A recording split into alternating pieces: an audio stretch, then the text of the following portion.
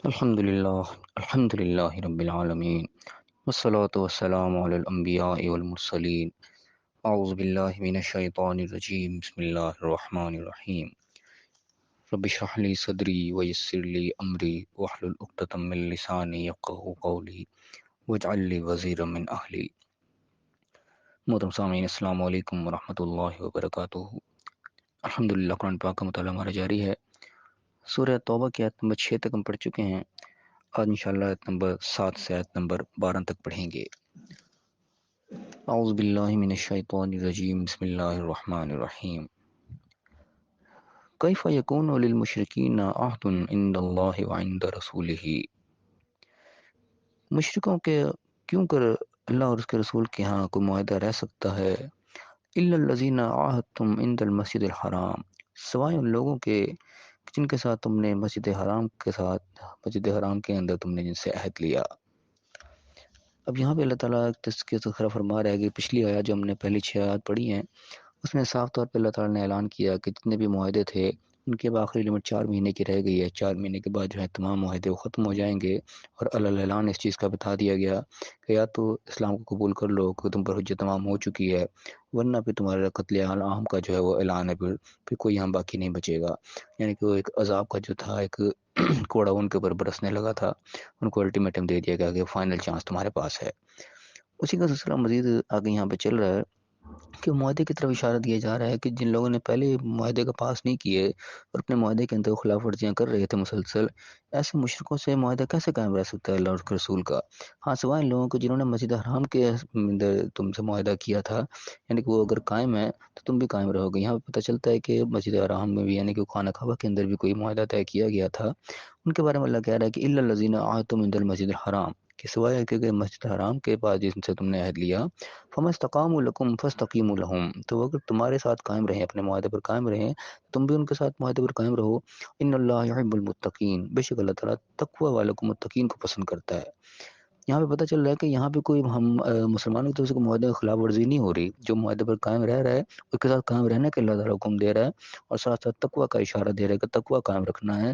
تقوی کا دامن جو ہے وہ ہاتھ سے نہیں جانا چاہیے. اللہ تعالیٰ تقوی کا بار بار جو ہے وہ تذکرہ مختلف انداز میں فرماتا رہتا ہے کہ اللہ تعالیٰ تقوی والوں کو، جو متقین ہیں، ان کو اللہ پسند کرتا ہے. تقوی یعنی کہ وہ ایک احساس ہوتا ہے ہمارے دل کا کہ تقوی ہمارے دل کے اندر قائم ہوتا ہے، ہم کبھی کسی کے ساتھ زیادتی نہیں کریں گے. انسان زیادتی جب کرتا ہے، جب انسان کے اندر تقوی ختم ہو جاتا ہے، اللہ کا خوف ختم ہو جاتا ہے، جب اس کو ڈر نہیں ہوتا کہ مجھے کوئی پوچھے گا، جب اس چیز کا خوف انسان کے اندر ہوتا ہے تو انسان کبھی کسی کے ساتھ زیادتی نہیں کرتا. اسی خوف کو، اسی ڈر کو جو ہے قسم کا تقوی کے لفظ سے تعبیر کیا جاتا ہے. اگلا فرمایا کہ کیفا، کیسے ہو سکتا ہے ایسا؟ ممکن نہیں ہے کسی کے ایسے لوگوں سے معاہدہ قائم رہے. وَإِن يَظْهَرُوا عَلَيْكُمْ لَا يَرْقُبُوا فِيكُمْ إِلًّا وَلَا ذِمَّةً، کہ وہ لوگ ہیں، یہ لوگ جب ان کو کوئی موقع ملتا ہے تمہارے پاس، ذرا سا تم پر غلبہ پا لیتے ہیں تو پھر کسی چیز کا خیال نہیں کرتے، نہ کوئی رشتہ داری کا، نہ کسی معاہدے کا، کسی چیز کا بھی نہیں. اس طرح ہم اپنی زبان میں کہتے ہیں نا کہ بالکل ہی کسی چیز کا بھی جو ہے وہ لحاظ نہیں رکھا جاتا. ذرا موقع ملتا ہے ساری چیزوں کو توڑ کر کے اور وہ معاہدے کو خلاف ورزی کر ڈالتے ہیں، کہ بالکل ہی جسے ہم اپنے لوکل لینگویج میں استعمال کرتے ہیں نا کہ کوئی دید لحاظ نہیں رکھتے. ایسے کہ ہمارا ایک لوکل لینگویج کا لفظ ہے، اسی طریقے سے الا ولازمہ کا لفظ بھی ہے، یہ قرآن میں ٹوٹلی یہیں 2 آیات میں استعمال ہوا ہے. اسی طریقے سے کوئی دید لحاظ نہیں رکھتا، جب موقع ملتا ہے تو ہر چیز کو جو ہے راستے سے ہٹا دیتے ہیں اور چڑھائی کر دیتے ہیں. ایسے لوگوں کے ساتھ معاہدہ نہیں قائم رکھا جا سکتا. یردونکم بافواہہم، اپنے منہ سے تمہیں خوش کر دیتے ہیں بس باتوں سے. وتابع قلوبہم، ان کے دل اس پر آمادہ نہیں ہوتے، دلوں سے وہ بات کو نہیں مان رہے ہوتے. واکثرهم فاسقون، ان میں سے اکثریت ہیں ہی فاسقوں کی، نافرمان لوگ ہیں. ان سے ساتھ ظاہر معاہدہ نہیں قائم رہ سکتا ہے. کوئی لمٹ سے یہ معاہدہ نبھایا گیا، جب وہ پانی سر سے گزر گیا، ان کے اوپر جتنے مواقع تھے وہ مل گئے، جہاں جہاں خلاف ورزیاں کرنی تھیں وہ کر ڈالیں. اس کے بعد آخر 4 مہینے کا الٹیمیٹم ان کو دے دیا گیا، کیونکہ اس سے زیادہ پاسبل نہیں تھا معاہدے کو کنٹینیو کرنا. اس پر اللہ تعالیٰ ان کی حالت بتا رہا ہے، اشتروا بآیات اللہ ثمنا قلیلا، وہ اللہ کی آیات کے بدلے تھوڑا مول لے لیتے ہیں، یعنی کہ اللہ کی آیات کو بیچ ڈالتے ہیں، یعنی کہ اللہ کے حکموں کو تبدیل کر ڈالتے ہیں اپنی دنیاوی مفاد کی خاطر. یہ کیا مطلب ہوتا ہے آیات کو بیچ دینا؟ اس کی مثال آج کل کے دور میں بھی ہمیں ملتی ہے. ہمارے ہاں اس قسم کے لوگ، فتویٰ دینے والے مفتی کرام اس قسم کے لوگ موجود ہوتے ہیں. ایک بار آپ کوئی فتویٰ لینے جائیں اور ان سے پوچھیں جی ہمیں اسی کا فتویٰ چاہیے، بتائیں کہ کیا فتویٰ ہوگا. تو اس قسم کے لوگ قاعدہ موجود ہیں، وہ کہتے ہیں کہ اتنے پیسے لگیں گے، بتاؤ آپ کو کون سا فتویٰ چاہیے. یعنی کہ جس چیز کا آپ کو فتویٰ چاہیے ہم اس طرح کا بنا کے دے دیں گے، پیسے ہمارے فیس اتنی لگے گی. یہ وہ لوگ ہیں جو اللہ کے آیات کو بیچ رہے ہیں. یعنی کہ جس قسم کے وہ یہ نہیں دیکھیں گے حق کی بات کیا ہے کیا نہیں ہے، جو بس ٹھیک ہے پیسے میں ملنے چاہیے، جو آپ چاہو گے وہ فتویٰ بنا کے دے دیں گے آپ کو، ہر قسم کا ثبوت ہمارے پاس موجود ہے۔ تو یہ وہ لوگ ہیں جو آیات کو بیچتے ہیں تھوڑے مول کے بدلے، تو اللہ تعالیٰ ایسوں کو یہاں پر تذکرہ کرے گا، اشتروا بآیات اللہ ثمنا قلیلا، کہ وہ تھوڑے مول کے بدلے اللہ کی آیات کو بیچ دیتے ہیں، فصدوا عن سبیلہ، اللہ کے راستے سے وہ روکنے والے ہیں، انہم ساء ما کانوا یعملون، بہت برا کام ہے جو یہ کر رہے ہیں۔ یعنی کہ وہ لوگ ہیں جنہوں نے اللہ کے آیات کو کوئی حیثیت نہیں دی، دنیا مال کو ترجیح دی، ایسے لوگوں کے ساتھ معاہدہ رکھنے کا کوئی فائدہ نہیں ہے، وہ لوگ حد سے بڑھے ہوئے لوگ ہیں۔ فما لا يرقبون فی مؤمن الا ولا ذمہ، مومن کے حق میں وہ کسی دیت لحاظ کا کوئی خیال نہیں کرتے، نہ کوئی رشتہ داری نہ کوئی عہد، واولئک هم المعتدون، اور یہی ہے حد سے بڑھ جانے والے لوگ، یعنی کہ حد کی لمٹ وہ کراس کر چکے ہیں، جو حد تھی ان کی ایک موقع تھا ایک مہلت تھی اس کو یہ کراس کر چکے ہیں، اور ان کے لیے معافی کا کوئی مقام نہیں ہے۔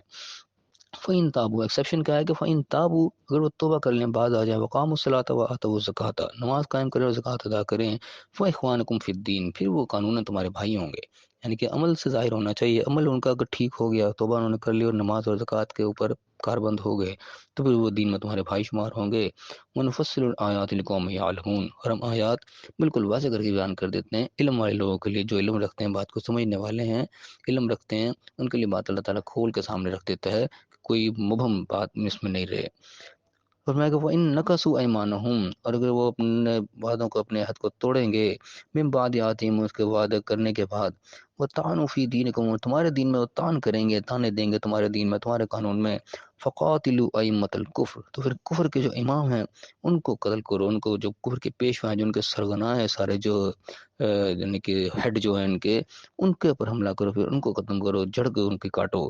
انہم لا ایمان لہم، یہ وہ لوگ ہیں کہ کوئی ان کے قسم نہیں ہے، کوئی ان کے پاس نہیں ہے، کچھ بھی نہیں ہے، لعلہم ینتہون، شاید کہ یہ باز آ جائیں، یعنی کہ ان کے جو بڑے ہیں ان کو تم راستے سے ہٹاؤ، پھر چھوٹوں کو شاید خود ہی عقل آ جائے، ان کو سمجھ آ جائے کہ ہم غلط راستے پر جا رہے ہیں۔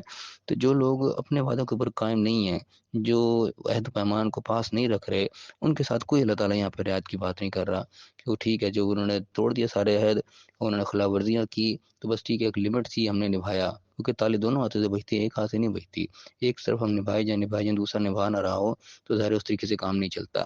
تو ایک حد ایک لمٹ جب پوری ہو گئی، اللہ نے کہا یہ معتدون حد سے بڑھ جانے والے حدوں کو پار کر چکے، اب ان کے پاس مہلت ختم ہو گئی، اور لاسٹ ان کو الٹیمیٹم دیا گیا کہ بس یہ آخری حد ہے، اگر تم مان جاؤ گے بات اپنا سیدھا کر لو گے، نماز قائم کرنے لگ جاؤ گے، زکوٰۃ دینے لگ جاؤ گے، جو احکام ہے ان کے اوپر کاربند ہو جاؤ گے، تب بچت ہے، ورنہ بچت کوئی نہیں ہے۔ پھر صاف اعلان جنگ اللہ تعالیٰ نے کر دیا یہاں پہ۔ تو اللہ تعالیٰ ہمیں صحیح سمجھنے کی توفیق عطا فرمائے۔ ہماری زندگی میں ایسے بہت سے مواقع آتے ہیں جہاں انسان خلاف ورزیاں کر جاتا ہے، تو خلاف ورزی جو ہے وہ اللہ کے قانون میں پھر ناقابل معافی جرم ہے۔ اللہ تعالیٰ نے ہمیں بھی مہلت دے رکھی ہے، ایک مواقع میں بھی دے رکھے ہیں، کچھ وعدے اللہ تعالیٰ نے ہم سے بھی کیے ہیں، کچھ ہم نے بھی اللہ سے وعدے کیے ہیں۔